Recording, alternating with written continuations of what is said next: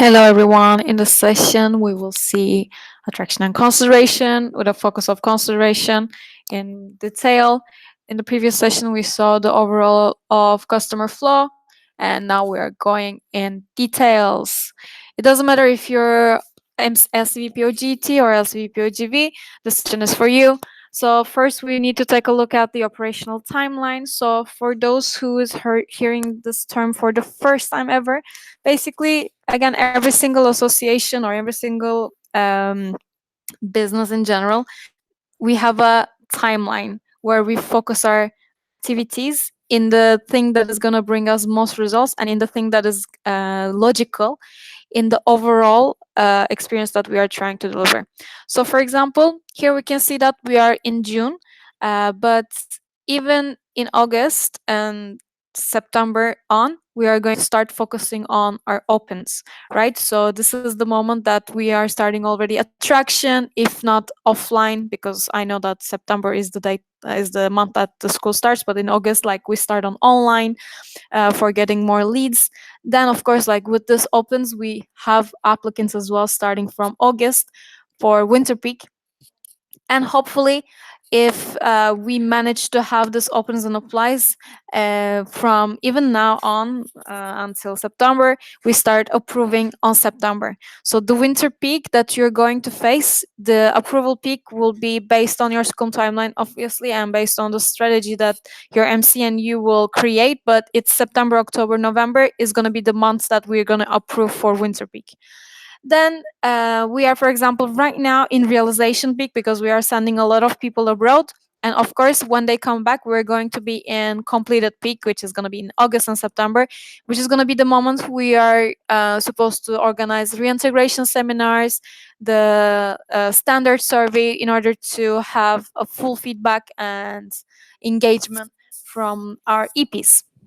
So when you take a look at this thingy, I want my mouse. Okay. When you take a look at this thingy, I cannot have my mouse. You can also see the activities that are accordingly. So, for example, in June, we are still in transition, but in July, you start your term. And experience wise, in customer flow that we saw, what was experience? It was the first moment of the realization until the finished. So, the project. So, this is going to be June, July. And for recruitment, we are starting on July. Ooh! Okay, amazing. I know that in July is not going to be offline, so it's going to be online. And from July to September, we are going to focus on recruitment, and hopefully at the end of September online we're going to be finishing the onboarding so that we can have really like functional amazing members for the winter peak ready. Then, of course, for July, as I was telling you, marketing starts as well. Yes, and it like I just put the start, but it's continuing all the time across January. For transition, coming back to transition again, as you can see, you have here as well December and January. This is because we are changing to global timeline, so you will have to deliver transition to your elects during this months. So like we all know that like we are running as Isaac in France 3 products as in terms of outgoing, but I'm going to ask you to take a pick. Like even if you're LCVP or GV, of course you're going to be running GV, but even if you're LCVP or GET, try to focus on one product only for your LC. So we're gonna just have a quick review of customer flow. So we said that in attraction, we are doing our marketing activities to get more leads. And in consideration, we have our open. So we are trying to make them approved. And in preparation, we are amazing. We approve them and we prepare them now for the experience. So we deliver them outgoing preparation seminar. We give them information of insurance. We give them expectation setting, personal goal setting based on their LDA results. All these are super important. And we make sure that the person is absolutely ready to go on abroad. Then experience stage, in the stage, well, the project is happening, so we need to track if the standards are being delivered or not with our IR partner. Then when the experience ending, we move on to post experience, which is the moment that our EPs are going to be back. So we need to make sure that we make them fill the standard survey, we make them join Isaac, or we keep them in the customer flow and we send them abroad again with Isaac. So this is the customer flow again. For consideration. So. Coming back to the timeline, you can see here that consideration, it was between what? It was between open and approved, right? So when you see this chart, you will notice that our main peak of consideration and main consideration period for this winter peak is going to be between August and November. So in the States, we need to be like crazy contacting our people and making sure that they are applying for our IR partners and so on. So how exactly this is going to happen? I'm just going to show you a really brief checklist. As you remember, we saw this SOPs. So before SOPs, I'm just gonna show you the literally the basic SL, and then we're gonna take a look at the SOPs. So from up until apply, what we are supposed to do, we are supposed to call the EPs in 24 hours because it's customer centric. Then send IR opportunities in the next 24 hours. What is IR opportunities? Is international relations opportunities. So it's our country partner opportunities. Then send reminder each day until application. Like, for example, I am managing EPs and it's going to be like, hey, Ellen, like, are you interested in this? Are you going to apply? And if they're not going to apply, we deprioritize them. Then after 5 days, exactly what I just said, deprioritize. So yes, of course, this 5 days can vary based on process time that you are putting in your LC and the MC, like what are they gonna put, but like this was in the 18-19, so just so you know. For applied accepted, let's say that amazing, they applied accepted, so this is all us. We contact the opportunity manager in 24 hours maximum after application to say, hey dear, I don't know, Morocco, Ellen applied. Yes. Then send information to the EP. So like if they're gonna have to fill a form, if they're gonna have to take an interview, the EP needs to be informed so that they can fulfill it as soon as possible. Then you have follow up with opportunity manager and daily and EP daily until accepted. So like, did you pass the interview? Amazing. If if it's accepted, then okay, cool, let's move on. Or if he or she is going to be rejected, okay, let's move on again. So daily updates. Then if everything is okay and people like our EP is accepted, EP needs to sign the acceptance notes on isaac.org. He needs to take the LDA on isaac.org, and then we send them contract on EverSign and IBAN of LC via email. Then EP signs the contract and pays in maximum 48 hours. Like the moment that you send the email, you literally need to say hello something, like someone, I don't know, like hello Ellen, let's say still. You have been accepted to Global Volunteer. You have 48 hours to complete the contract and the payment, and I will be available here if you need any questions. So this is a template email, for example. Yes, and basically that's it. And when you take a look at the SOP checklist, let's take a look. So product management. Basically, I have a tracker for weekly results. So this is the thing that you are doing currently for for planning. So you will have this. Then I have a tracker for IR partners attraction results. So for example, if I want to have 20 applicants to Morocco, like what do I need to do, right? And of course, this IR is going to be settled after IC, so in a couple of weeks, because the MC is going to go for having the partnerships and so on.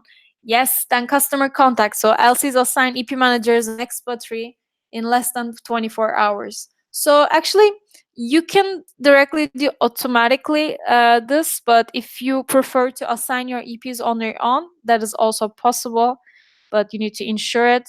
Like you can just put, I don't know, 10 minutes of your day and assign people literally. Then responsible for customer contact are being established within 24 hours response. So basically, like to track this is not very easy because you need to know if your EPs are responding to the, if your members are responding to the EP. So yeah, you need to just check and set expectations with your members. Then I have a tracking tool for LC's members response rate. Well, yes. Then I am using 3 CRM to track EP management and customer journey. So this really depends. Currently, we are using mostly Google Sheets. It depends how you will approach this next year. But yeah, like for example, I showed you before, I have a, let's say, let me show you actually again. I have a sheet here, EP tracker. Da, da, da. So actually, as you can see here, I will have my, let me see. For example, I have here my event scoreboard. So this is my plan until the end of the term, and this is what I achieved. So, and then I have my EPs. So for example, I put them here, all the information, my notes here. And if I deprioritize them, see, a lot of people are deprioritized. So unless they don't contact me, I don't contact them anymore. And I have my SOPs here, even like this is done, step by step. And for people that are getting approved, I have everything related to standards. And I have my IR tools so that if I need to send opportunities, I have them directly here, and I have my SOPs here again. So this is a kind of tool that you can have as well, depending on you. But yeah, you need to have something to track. Then there's national alignment when it comes to application process information. Basically, this is something that is going to happen also with your MCP marketing probably, or like OGX as well, or OGV or GT. Basically, like what is the information that we are sending to the EPs the moment that, yeah, for the application process, like there needs to be a fixed SOP for the entity. So yes, this is it. And as an entity, we have consideration material in place to be sent to EPs. So this is basically an email or template message, but it needs to be ready. Then opportunities communication to the customer. So this is the IR partner opportunity that we send. So my LCs are tracking the EP manager sales on the IR partner opportunity. So for example, if I'm a team leader or if I'm a VP, I need to tell my member, okay, I need 3 Moroccan applicants, like not Moroccan, sorry, 3 applicants for Morocco. Or like if you're not gonna separate it by country, you can just say, okay, I need 3 applicants for IR partners from you, 4 from you, blah, blah, blah. Exactly. So you can track your members like that. Then I am ensuring that the IR partners opportunities are being promoted on time. So the timeline that we saw, right, in August, September, we need to be promoting IR partners already. And my LC is trained to sell them. So they just don't sell, for example, hey, go to Morocco. No. You have a project in the city of Fez called Yalla Morocco Education, where you will be teaching children French and English. Like, you need to be aware that what is the content of the project, and your members need to know it as well. And I have a tracking tool to follow up on attraction and conversion from apply to apply for my entity. So this is something that you will have as well, to see like how many opens are getting are being applicants for IR partners. And you can actually see this in the planning tool as well that you're doing. Then you have entity partners communication. So I have a tracking and reporting system with my partnerships. See, this is MC level, it says. But then I have established a feedback process with my partnerships. So for example, if I'm, how do you say, like if I'm entering the attraction peak that is going to be in like July, September, we need to make sure that, for example, I need to make sure that I have the materials. That if I don't have the materials, maybe I'm going to give the feedback to my IR partner, hey, for the next peak, I need to have the materials like 1 or 2 weeks before. So like this can be something, a regular feedback, maybe monthly, maybe quarterly. It depends on your strategy. Then provide customer support. So this is really connected to customer contact. But when you see customer contact is more the first contact. For customer support, it is more the customers that we already have. We need to provide them regular support. So you can see like response rates or tracking tool again, then EP management and customer journey. Then yes, details of the opportunities, like every single thing, we need to be able to respond. Then ensure the EP's awareness of opportunities details. So as you can see, like it's very detailed, this list. So like some of the things are interconnected, obviously, because we need to make sure that, for example, if the EP is applying to a project that with a fee, with an extra fee from the host entity, we need to inform them. Like we cannot just say, oh, you're gonna go on GV and you're gonna pay 300 euros, but then when they apply to, let's say, again, like I'm using a lot the example of Morocco, but in Morocco, let's say they have a lot of TN fees. So you need to make sure that you sell the product like that. If your LC partner has a fixed TN fee of 50 euros, it means that you're gonna sell the project of Morocco to the EP in the first place, like, hey, this project is cost 350, not 300, for example. So this is the thing. Then you have literally the same thing for OGT and OGE.